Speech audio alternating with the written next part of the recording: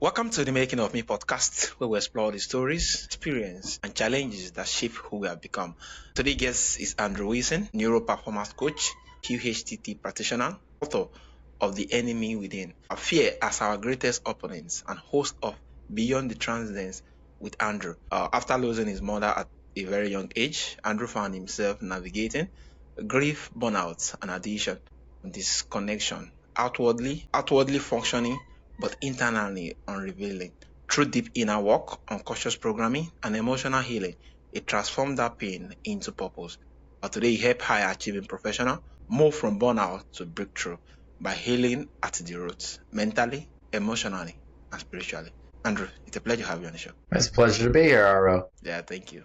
So, Andrew, what was the challenge that shaped you into who you have become today? The challenge really was doing the work within myself. I didn't really know how to communicate. I didn't really understand my feelings. I didn't understand how to process those feelings. So I had the emotion of rage, anger, sadness, but I didn't know how to turn those feelings into something positive. I thought life was happening to me and not for me. When I realized that life was happening for me and that I had to do the work within myself for it to even motivate my clients to want to do anything or even want to work with me, because it starts within you. And if you don't look within yourself and understand that you are actually the problem and you are actually creating everything that's around you. You cannot control what others do around you. Whatever they are feeling is not yours to hold on to. And we are so caught up in our feelings that we don't realize that the moment someone sets us off, they're not really setting us off.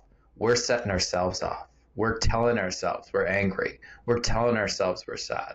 We're telling ourselves that people are opinionated and we don't agree with that opinion, so we get angry and we want to fight, but really we're fighting ourselves. And when I start to look within myself, and I practice this trick every day, it's called the mirror technique, where you talk to yourself, you motivate yourself, you basically instill love within yourself, and you can't control what goes on within the world. Like myself, I stay away from politics, I stay away from all the drama that's going on because it's not my issue.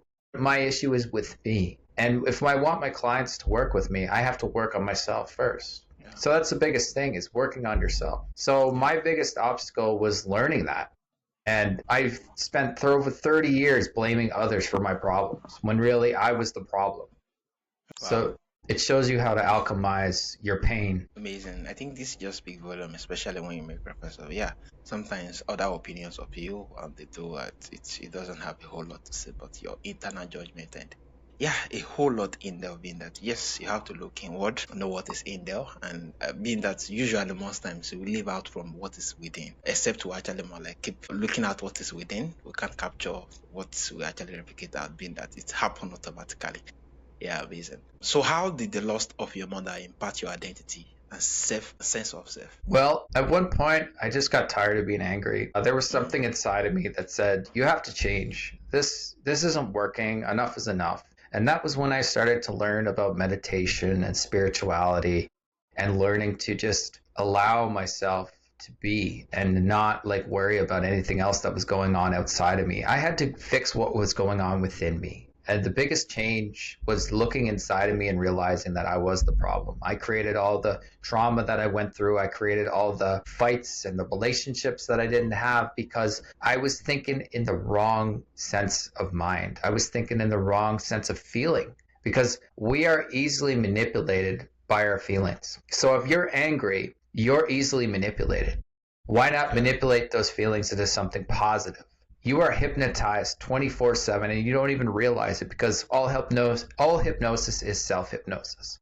So if someone is telling you over and over again, you're not going to amount to anything, you start to believe that over and over again. So at one point when I lost my mother, something inside of me said, okay, you've been told this your entire life. It's time to prove those voices wrong that's been going on in your head. It's time to change and become the loving, compassionate person you're supposed to be, not this angry, reactive child. Because we're programmed at a young age, so our child is still within us and it's still trying to fight. So when I realized my child was within me and I didn't allow it to heal, That was when I had that wake up call to like, okay, I need to stop listening to what others say and I need to listen to what I feel and what I think and what I believe in. That was then that I started to meditate and I started to get the answers and I started to learn that we are all energetic beings and that everything is energy. It's all a renewable resource. Like we're so afraid of things around us, but really we're afraid of ourselves. And that was Yeah, then that I realized that fear wasn't the enemy within me. It was me. I was the one creating the fear. I was the one creating the anger. So after losing my mother, there was something just that snapped into me and said, you're no longer your fear. You're no longer your anger. You're no longer this reactive person. So why not change it now while there's still time and start to do the work within? yeah, yeah. Amazing. I think this is really amazing. We are not everything. We have to just look inward and get to know what is in there.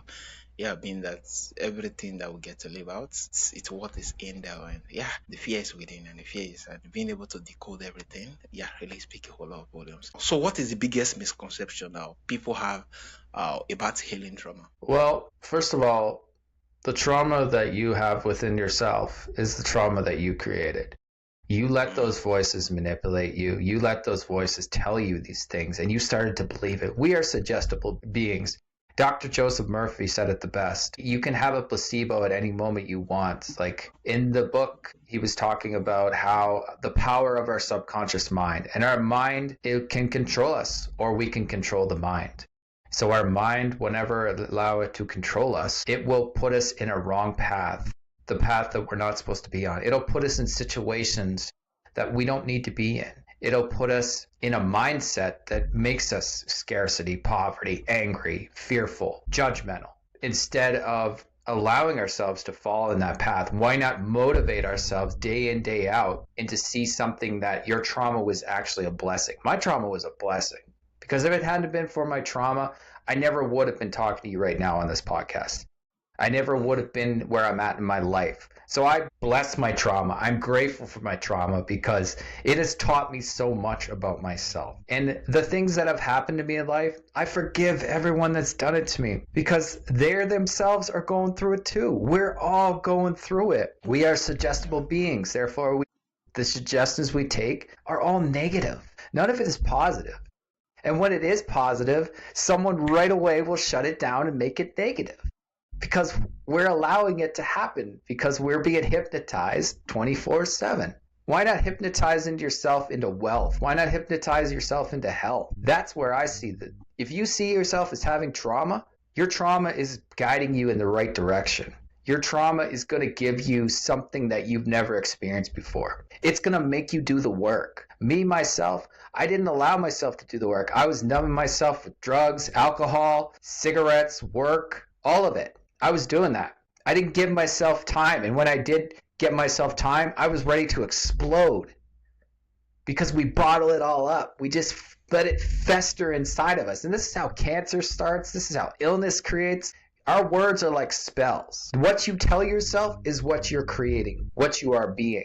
If you want to change the course of your life, start talking to yourself in a positive manner. Tell yourself you love yourself unconditionally. Tell yourself you're going to be wealthy. Tell yourself you're going to be strong. Tell yourself you're going to be healthy. We are literally making ourselves unwell, mentally unwell, and everything else. It has nothing to do with anyone else. It is us. We are the problem. So our trauma, don't allow it to control you. Allow it to guide you. Allow it to bless you. Look within. Just keep looking within. I know it's easier said than done, but do Yeah, it. amazing. The more Thank work you. you do on yourself, the more work you do on yourself, the more it'll project onto others because we are like Yeah, mirrors. amazing, amazing. Oh, yeah, look inward, work on yourself. Yeah, hypnotize yourself towards success, hypnotize yourself towards riches, hypnotize yourself towards the good things other than the negative thoughts. Yeah, this is really, really amazing. So, what role does nervous system play in burnout and or emotional overwhelm? Well, I mean, burnout's simple. Like you're emotionally burned out because your emotions control you. They take over you and they hold you hostage. And it burns you out because that's all you're thinking about. and then your cortisol levels rise and you can't sleep, and that's how people gain weight. That's how they have heart problems and everything, because our emotions are the ones that are making us sick, because we're allowing our emotions to control. And when you allow your emotion control, of course you're going to burn out, because all you're thinking about is worrying about money. You're worrying about what's happening in your relationship. You're worried about what's happening in your job. You're worrying about what others are doing. You're worried about politics. You're constantly worried. But here's the thing. You're constantly scrolling on your phone. What are you feeding your mind? If you're going to feed your mind, feed it with something positive. Feed it with something that's going to enlighten you, inspire you, uplift you. But we're constantly feeding our mind with the BS that's going on in the world. We're constantly feeding our mind with doom, doom. So of course people are going to burn out. And then at work, you're constantly around people who are negative and toxic, and their energy is coming into your field and it's affecting you, but you're also allowing it to affect you. You can easily avoid it. You can avoid everything, but we choose not to, because that's part of our program. We were programmed that we had to compete with one another. We were programmed that each other, if we don't agree with one another, we're considered enemies. No, that's not the case at all. We're divided by design. Why not unify instead? Why not unify within yourself? Like I said, it starts within you. The more work you do within yourself, the better off you'll be, because there's nothing that can affect you, because there's no one that can say anything to you that's going to allow yourself to drop into that negative vibration. Amazing. Talk to yourself towards the better things, toward the good things, toward all the lovely stuff you're looking forward to. Not what people actually more like speak to you, the negative thought and how they act towards you, but you could get it to actually more like program yourself by, yeah, working yourself up towards those particular good things. It's really amazing. So lastly, if someone is listening now, feels stuck in their fear or self-sabotage, what is one step that they should take towards healing? Practice with the mirror. Go to the mirror every day and tell yourself something positive. The second you start to feel anything negative, go to that mirror and look at yourself. Look within. Look in your heart. Look in your chakras. Look in your soul. Believe in yourself. There's a wonderful book I recommend that everybody check out. It's called The Magic of Believing by Claude Bristol. And he Mm, spoke how the magic of a believing can just transform you into the person you want to be. It's literally all about belief. I know it sounds woo woo and hooey and all yeah. this, people don't want to believe in that. That's fine. But is the rest of what you're doing working for you? No. If it's not, then try it. It doesn't hurt to try. I mean, the only person you're hurting is you. You're not hurting anyone else. Yeah, So thank you so just much. Yeah, try to love you. Do the mirror yeah. technique. I do it every morning, every evening before I go to sleep at night. I even did it before we went on this show. So, I mean, Thank you, Sandro. Your openings and of reminding us that healing isn't about fixing ourselves. It's about remembering who we are beneath our fear. So everyone listening, transformation doesn't begin when life is perfect. It begins the moment we choose to face what we have been running from. If today our episode resonates with you, you can connect with Andrew. Yes, and actually more like through the link that is going to be on the show notes. Once again, a pleasure and honor have you on the show, Andrew.